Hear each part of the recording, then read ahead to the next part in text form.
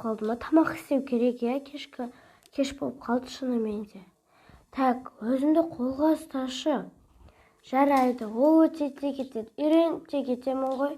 Келіндік жұмыс деген осы. Болды, Аида, осыған үйрен, өз-өзіңе бас көз болып үй. Жарайды, бәріне шыда. Ол да өтеді де кетеді. Так, мынаны бүйтіп жағайын. Шай қайнаттым. Ал енді бүгін қазір кешкі тамаққа не істесем болады? Мынау күшті ғой. Күшті қылдым.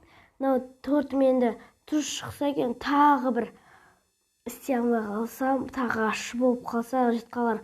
Бірақ мен қатты қуаныштымын осындай тамақтар істегеніме. Бірақ қатты қуаныштымын, мен осындай тамақ істедім. Және бәріне ұнайды деп ойлаймын.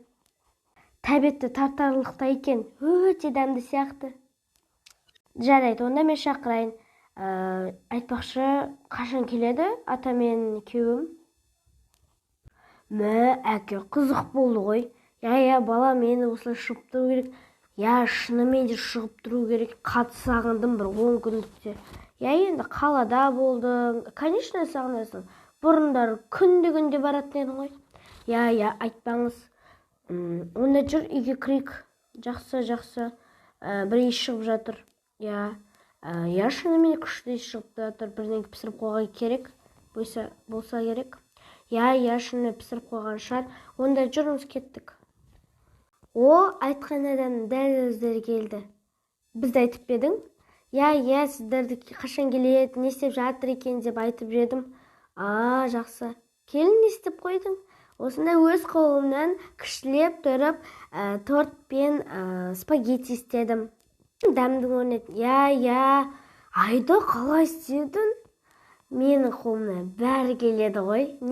Мені түксе алмайды деп ойлап бедің? Күшті ғой. Келін, қолын жет көрмесін. Онда біз қолымыз жуып келік. Айтпақшы, енен қайда? Енен бағана ұйықтап қалған. Жақсы, өзім айтып. Тәттісін кеттік жүр. Тез асығыш. Қатты қуанып тұрғаным. Оларға қатты ұнапты. Енді дәмі күшті болса екен. Қатты қуаныштымын. Жарайды, қатты қуана бермейін, айтсам тағы бір жер дұрыс болмай қалар. Жібек. Не болды? Тұрсайш? Не болды? Келіндер ме уже? Тұрсайш. Ана келін тамақ істеп қойды ма? Істеп қойды. Сол бағана жынды келтірді да, істемей тамақты. Ұрса емес, күшті қылып торт істеп қойыпты. Шын ба? Көрсеш бар. Ал көрейік. Сосын, мен саған бірақ рет айтам. Өтінем, ол жаңа келін қаладан келді. Білем. Білемін. Күте тұршы айтайын. Ол жаңадан келді.